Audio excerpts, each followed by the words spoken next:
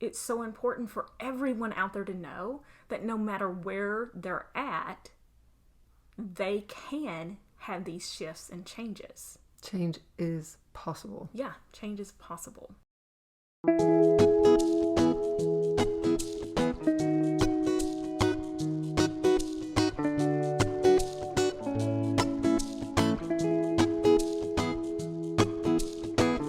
Welcome to the Serve, Love, Lift podcast. I'm Tiffany Garvin. Years ago on a quiet beach in Hawaii, I felt the weight of the pain and struggles we all face in this world and how much we need each other. Soon after, this movement was born to serve, love, and lift. I believe that we are meant to serve the world with our unique gifts, love ourselves and others, and lift each other up to live with joy. This podcast is here to help you heal your heart and your life and empower you on your path to becoming the best version of yourself. I invite you to listen carefully and jot down notes that come to mind, whether they come from me or from your own heart. Then, share this episode with 3 people who you feel could use it today. I'm so glad you're here. Let's get going. We are 1 month into the year. How are your resolutions going? Did you have any health goals, any weight goals, any career goals? What have you been thinking about? And what is looking promising? And which things are looking a little bit less so? Today we are welcoming back Sarah Jensen, best-selling author and doTERRA fanatic. And we are going to talk a little bit more about relationships, but this time we're talking about our relationships with food, because I know this is something that we often struggle with. We want to bring ideas and concepts and tools that will help you move through these challenges, to help you feel more empowered and more clear and motivated to achieve the goals that you have for yourself. So, Sarah, I know that your relationship hasn't been great with food. I mean, who hasn't? Right. So why is this such a hot topic for you? Okay. Well, for many years, as a teen, I could eat almost anything, as most teens can, or as a lot of teens can. Even though I wasn't ever really overweight or anything, and I wasn't always my healthiest, I didn't make great choices with eating as a teenager, I still, was confident in eating what I wanted to eat. As I got older, though, things changed. And I started getting sick. And I started to get sick every time I ate. So I started to hate food.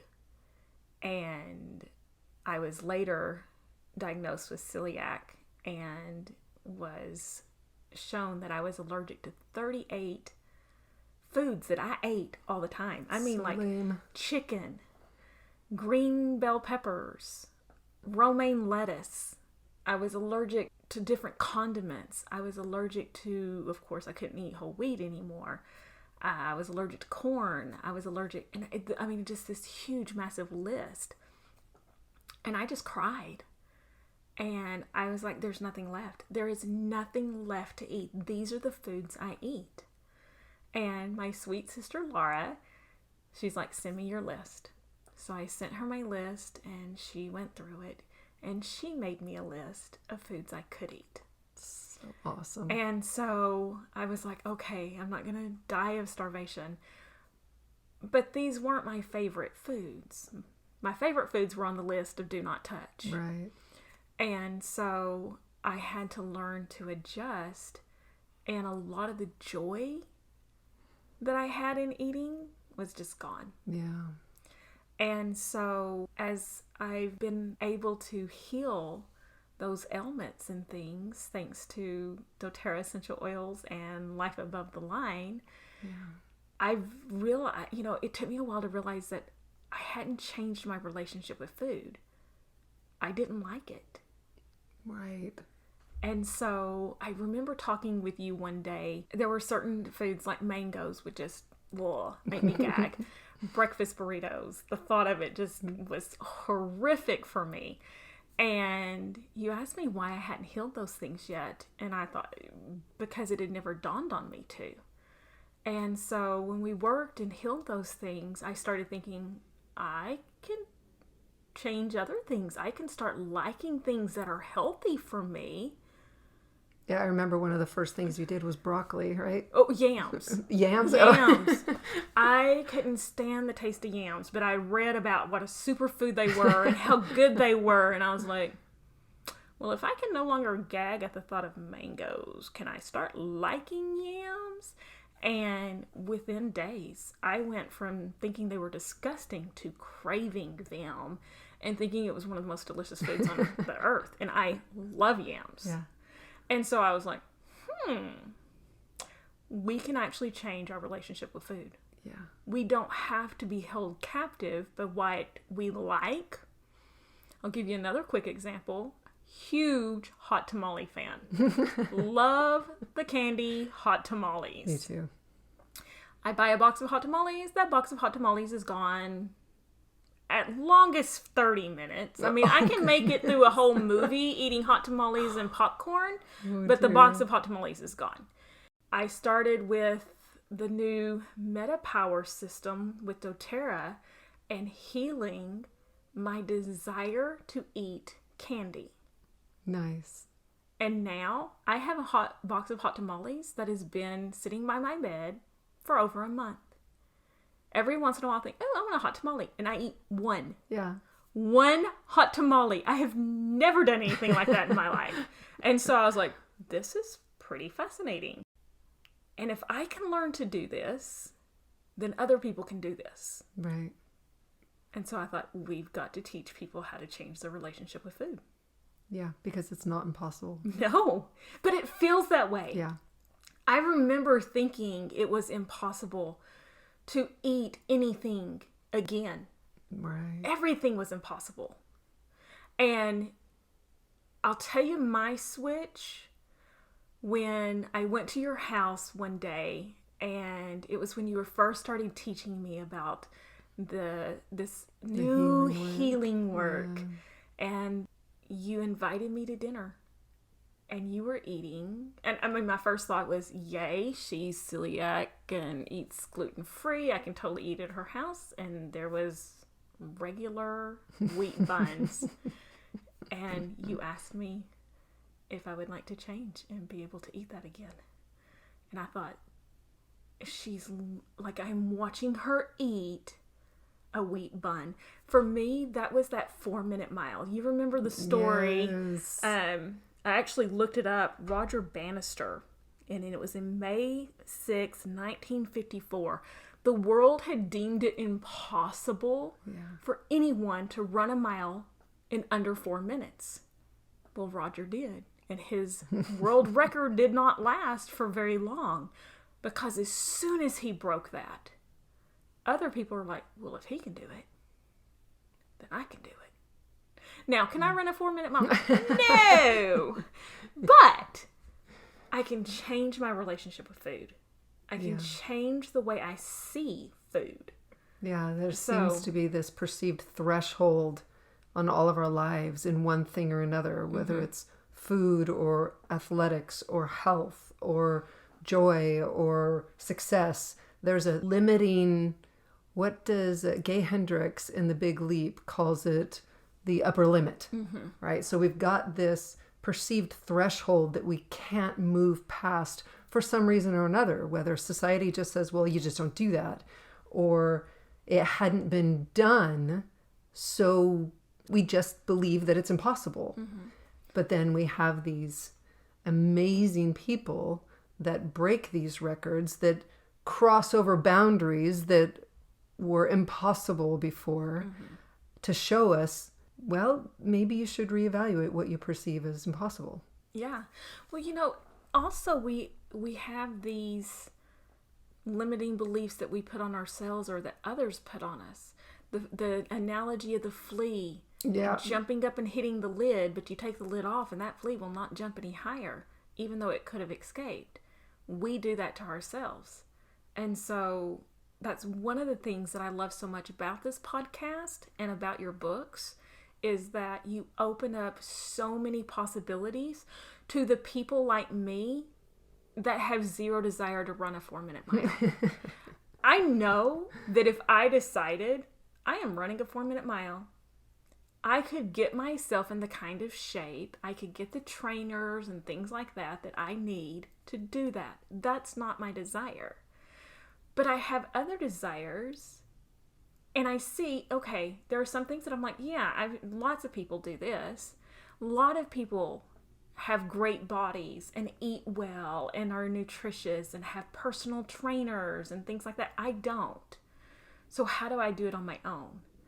How do I do business on my own?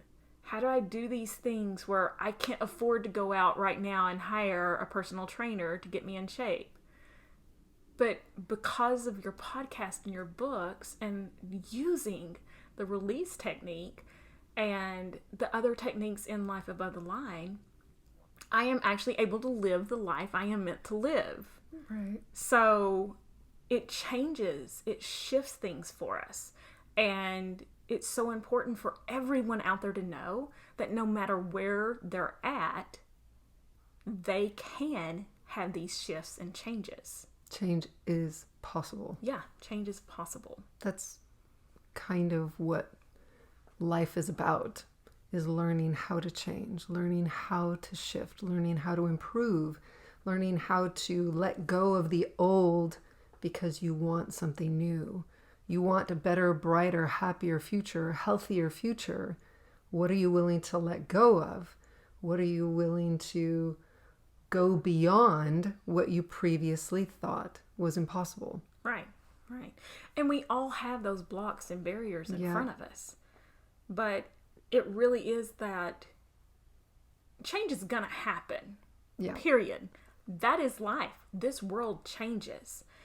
How we react to change is our choice. Yeah. And if we choose to be stuck and say, no, this is scary, I don't want this change, that's when change comes and completely disrupts your life and makes it where you don't have an option anymore. So instead of waiting for these traumatic, life-changing events to happen, let's invite change. Yes. And say, okay, you know what? I want to change this one area. And right now, I want to change my relationship with food. I want to change the way I eat. I want to be healthy. And I'm going to start with food. Yeah, let's do it. So let's talk about it. So reviewing the top 3 ways to build a healthy relationship that we talked about in your previous episode on this podcast. We've got unconditional love as the first one. Yeah. Number 2. Proper expectations. Right. Awesome. And then third is being willing to look at yourself and change. It all comes back to that. Yeah, it all does. Every time. Okay, so let's jump into this. The unconditional love part. This can go into so many different directions. What are your first thoughts here?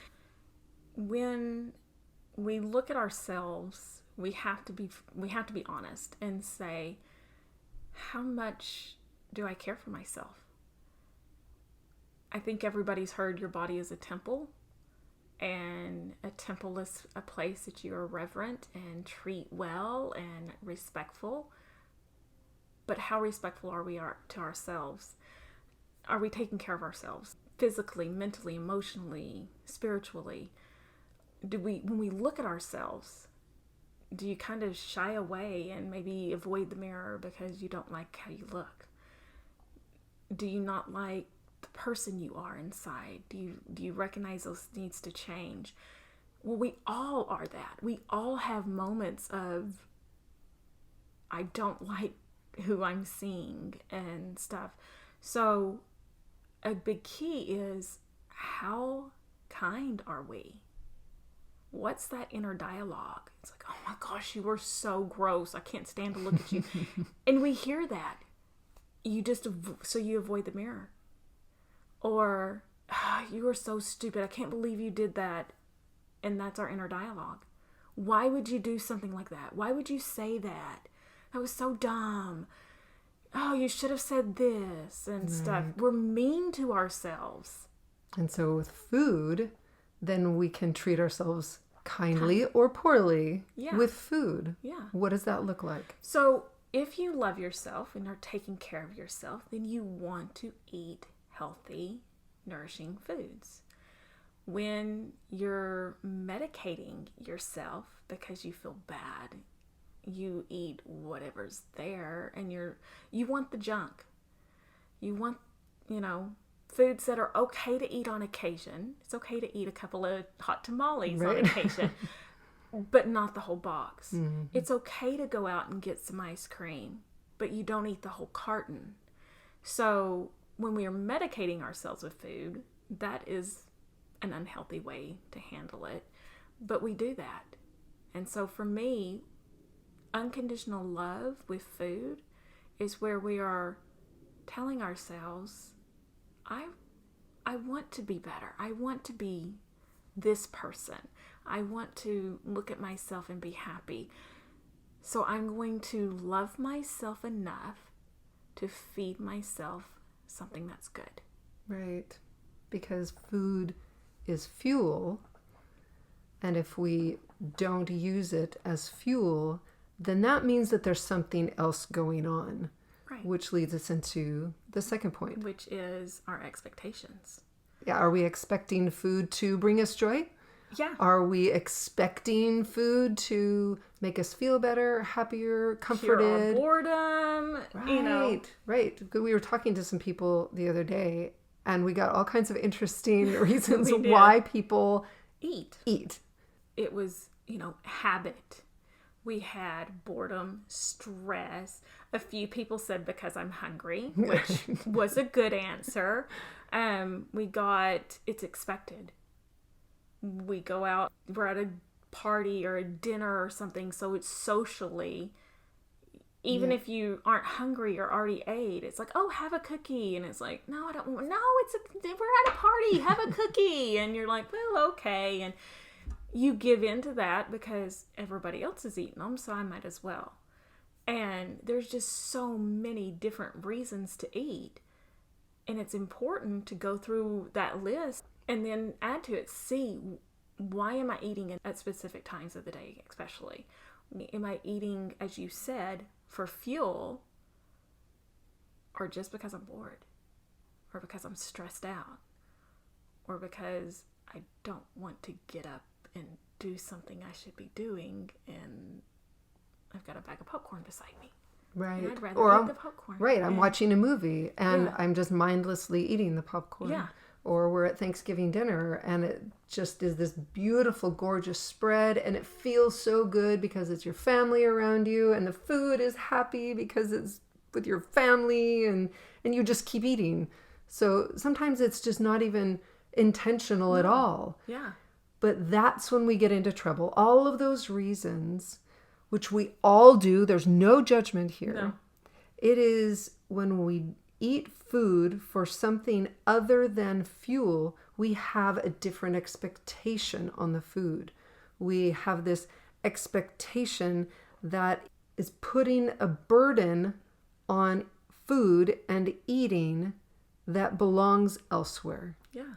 It's unbalanced, and it belongs actually in the third step. Yes. Where we're willing to change. We're Yes. willing to look at who we are, what we're doing, and really analyze, is this where I want to be? Yeah. And can I face this challenge?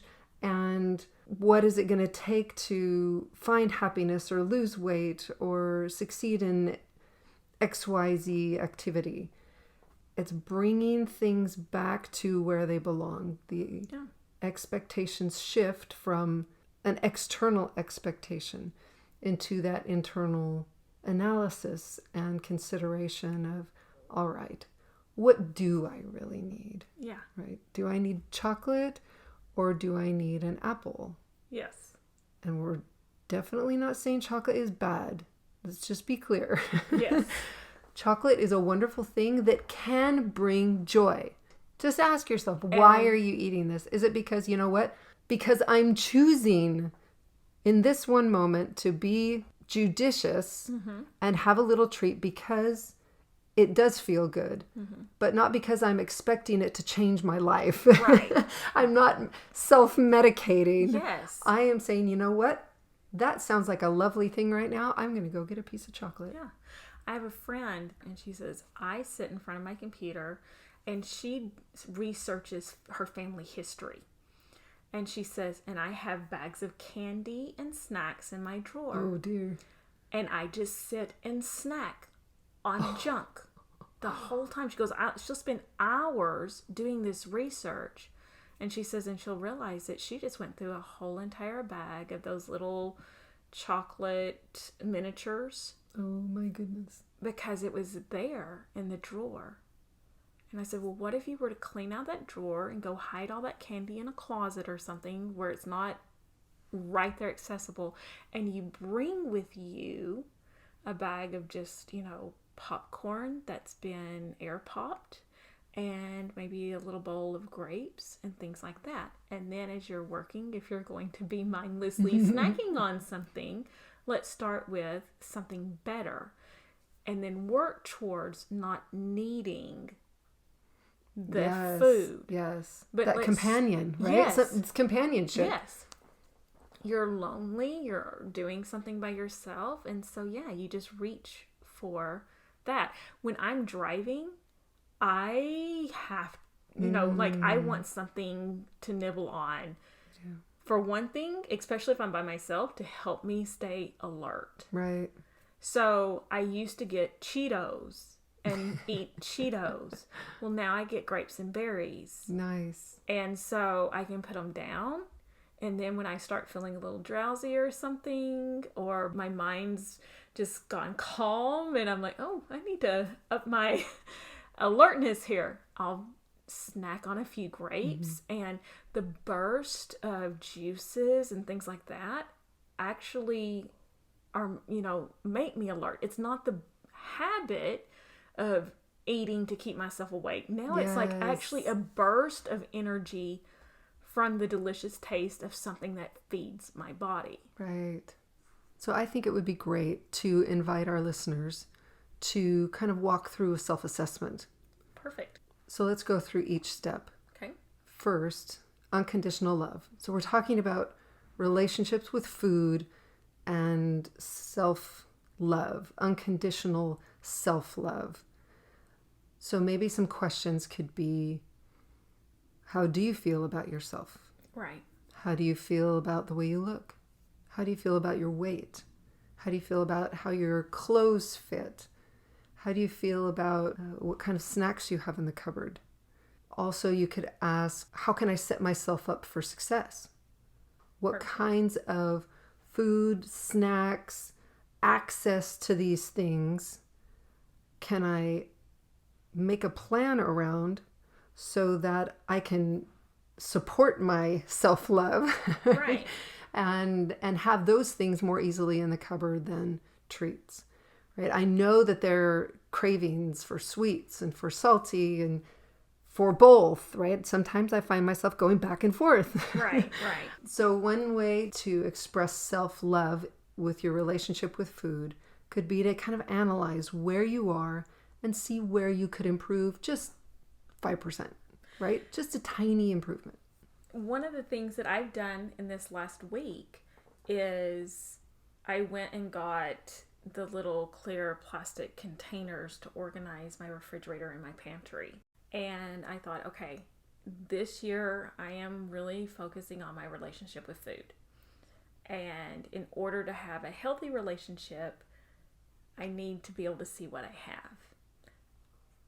I cleaned out my refrigerator, which was very scary, and washed everything down again and realized that I had a decent amount of healthy food there, but I never saw it. It would get shoved in the back and then it would go bad. And so I actually had a container of strawberries that I had bought when my kids were home for Christmas that I thought the kids had eaten all. Oh dear. And I was just, my youngest son is like, oh, if I'd have known we still had strawberries and blackberries, I would have eaten them. I'm like, me too. But my refrigerator was such a mess that we couldn't find anything. And leftovers would just get shoved in there. So I made a section for leftovers. And we can't grow out of that section. I went and bought healthy yogurts and healthy snacks and got the little trays and put them all in. And now you can see everything. I've got organization for my condiments and for my pickles and my cheeses have a drawer, and I got the little labeler. We're not exceeding that drawer. This drawer is for cheese. Don't buy any extra cheese. If it's in there, eat it.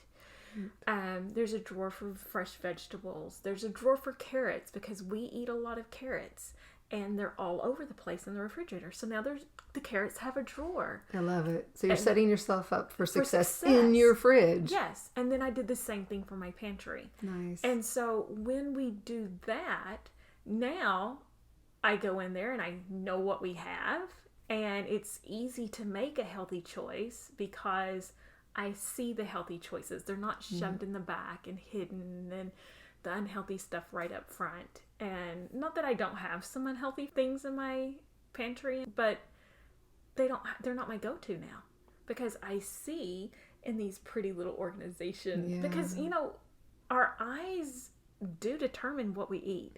If something doesn't look appetizing, that bright blue bag of chips looks appetizing. So if everything's a mess and all you see is the pretty blue, you're just going to grab the pretty blue. I like that. That's a good awareness. Let's make it pretty to where it's pleasing to the eye and the mind is like, ooh, I like that. That looks good. Oh, look at all that red in that bin. So let's grab strawberries. Yeah, I love that. So this is a fantastic way to show self-love in your relationship with food, is to not only buy things that are healthier so that that's what you have access to easily, but also prepare it and organize it and set up your cupboards in your fridge so that you're showing self-love for yourself by making it right in front of everything and you can see it easily. I love it. Yeah. Okay, number 2. Step 2 in a healthy relationship with food is the expectations. Right. So how can we set ourselves up for success with proper expectations for food? Well, the first thing I did was I didn't throw away all the junk I had.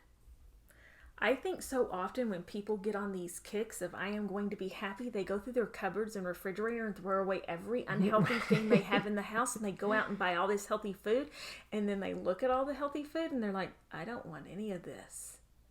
You kind of resent it. Why did I throw the Oreos away? All I want now is an Oreo. And so you have them, but they're not front and center. So when you're eating the healthy things and you think, I want an Oreo, go get an Oreo. We have to expect that our bodies are not going to just automatically say, woohoo, you're giving me real fuel instead of junk food. I'm so thankful. That's not how our bodies work. Right. Our bodies are like, what is this? Why would you feed me this green leafy thing when I could have a cookie? Yeah. So if Be kind to yourself. Yes. So if we're like, okay, I know myself. I am still going to want junk on occasion, but I can love myself and set myself up for success with the expectation that it may be a while before I'm really willing to let go, and let go of one thing at a time. Years ago, I could eat Snickers bars like they were going out of style. If I got a little bag of Snickers bars, they were gone. And so a friend of mine challenged me. She says, I'm going to challenge you for the next 30 days to not eat a single Snickers bar. And every time you want a Snickers bar, get grapes. And I was like, okay, I can do that. And I knew it was going to be difficult, but I accepted the challenge. Within that month of not having them, I didn't want them. Yeah. And now I love grapes. So the expectation is knowing that everything's not changing all at once. You're not putting your body and your family into shock mode. Right. You're doing things to please your senses. You're doing things to take care of your body and your family, which your body and your family will appreciate. But your expectation is, I'm not changing everything at once. But you know what? I can make one little change. Yes, gradual. Because it's that 1 degree change difference that completely changes our course. So if your destination right now is poor health and obesity and not feeling and looking good because of what you're feeding yourself, or a healthy lifestyle where you are energetic and you love yourself, just that little bit of change over time makes all the difference. Great. I love that. All right. Step 3 is being willing to change, being willing to look at yourself and make those changes. I think the way we can set ourselves up for success here is, again, compassion. Yes. Is being aware of the difficulty, being aware of where we are and where we want to go.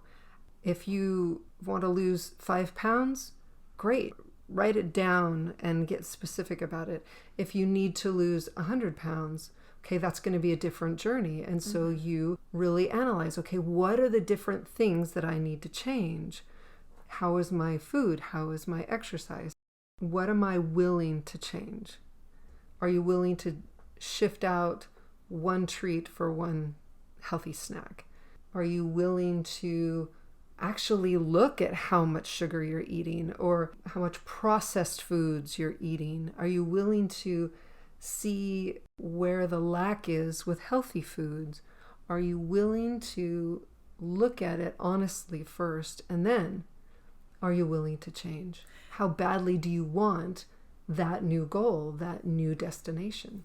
But I think a key here is also, I think a lot of people really want and desire the change, and they're even willing to do things, but then they have all these subconscious things going on, or even the conscious things going on, because consciously our brains can, really wreak havoc.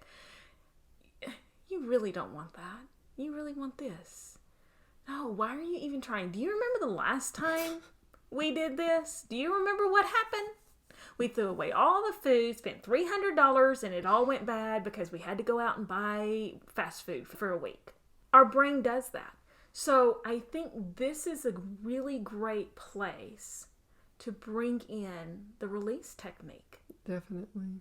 Because as we're going through, I want change. These are the things I would like to implement. Write down all those doubts that surface, all the reasons why you're not going to succeed. Yeah. And then you can go through each one of them using the release technique and let them go. And you don't have to hold on to them. If y'all don't have the book Life Above the Line by Tiffany Garvin yet, please go to tiffanygarvin.com and get yourself a copy, because I'm telling you, this is a game changer. And I use it throughout the day. Sorry, just had to throw that blurb in because it is a game changer, people, I'm telling you. Sarah's my biggest promoter, in case you didn't notice already. As we let go of the things that are keeping us from making changes. Because being willing to make the change. Because a lot of times feel like it's possible. Yes. How often do you hear it's willpower? No, it is not. It is learning what's holding you back and letting it go so that you can move forward. It's not a magic bean or a magic pill. It's putting in a little bit of time and effort to write down, you know what? I had 12 negative thoughts about food today. Yeah. I'm going to start carrying me a little notebook around or put it by my refrigerator. And every time I go and have these negative thoughts, I'm going to write them down so that I can go through the release process for every one of them, because I'm not going to be a captive any longer to my thoughts. And you can have another 12 thoughts about how terrible you are that make you want to go eat that Snickers bar. And so you heal those ones too, so that you don't lose that expectation Right. for food. Yes, because every time you have a negative thought, write it down. And I know that, people are like, no, those are the things you want to put in a compartment in your brain. And I've heard people say that. They're like, Really? oh, I just push it aside. I'm like, I just tell it to shut up and leave me alone. I'm like, or you can write it down and address it and escort it out the door. Instead of letting it just follow you around and tell you, and you just keep telling it to shut up. It's like a 2-year-old child, mama, mama, mama, mama, mama. Well, ignoring the 2-year-old child makes them louder. Yeah. But if you stop and turn around and address the 2-year-old and find out what they want, the 2-year-old will go play and leave you alone. These negative thoughts will not go away unless they are addressed. Because then it makes it hard to change. Yeah. Because if it's still chasing you around, haunting you, keeping you down, keeping you negative, keeping you feeling powerless, keeping you from making positive change to honor yourself, to show that self-love, that's when you're trapped. That's when you don't improve. That's when nothing changes. Yeah. So we can heal that subconscious chatter that keeps us where we were, keeps us where the subconscious perceives you are safe because it's not changing. Right. So much of the time our subconscious believes that if we're doing anything other than the rote, anything other than the normal routine, then it's dangerous. Yeah. But the problem is, if we want our lives to be better, if we want a better relationship with food, or a better relationship with ourselves, or with anybody, we have to do some changing. Right.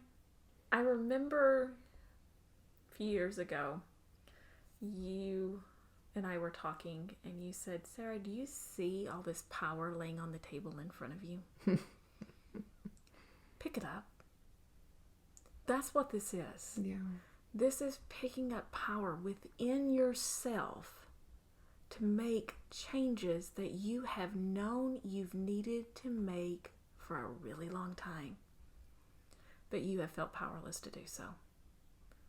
These techniques, these simple processes, these simple principles of unconditional love, of understanding and having expectations that are a minimum, the target and the outrageous, expectations. Because sometimes minimum, target, and outrageous are really good. Sometimes your outrageous expectations are what defeats you, because you allow so much self-talk that's negative. Yeah. And then actually being able to make the changes because you're healing all that. You're letting it go. That is literally picking up the power on the table in front of you and using it. And every one of us have that. We all have it. Right this moment, you can pick up the power on the table and use it. Yeah, I love that. And thinking about you're talking about the goal setting framework of setting goals that are a minimum, a target, and an outrageous. That's so helpful in something like this, especially with New Year's resolutions or goals to lose weight or goals to be healthier, where it's showing that self-compassion as well. And it's more encouraging. It feels more possible. And there's a permission built into that framework that allows us to set a smaller goal with the openness to achieve greater things. Right. So an example of this could be something like the minimum goal I have around my relationship with food is to eat one less piece of candy tomorrow. Perfect. Right? The target goal around my relationship with food could be something like, I'm going to eat one less piece of candy and eat one more serving of vegetables or fruits. Right. Something healthier. And then your outrageous could be, you know what, I don't want to have any sugar tomorrow, and I'm going to eat something healthier, and I'm going to be happy around people instead of grumpy because I'm depriving myself. Yes, exactly. Or we talked about the needing to lose 5 pounds or the needing to lose 100. I'm going to set my minimum goal at losing the 5 pounds. Yes. And then my target goal is I'm going to lose 20 pounds. Your outrageous goal is I'm going to lose that 100 pounds. Knowing that, oh my gosh, and celebrate. Yes. I lost 5 pounds. Now we're not celebrating with food. Yeah. Celebration, I think so many times we get in our heads that celebration means that we've got to go out and eat and we've got to go out and party and we've got to do this. A celebration can be something as simple as, woohoo, I did it! I'm so happy. And you call 3 friends and Right, are like, exactly. I lost 5 pounds. And celebrate that. Let them be happy with you.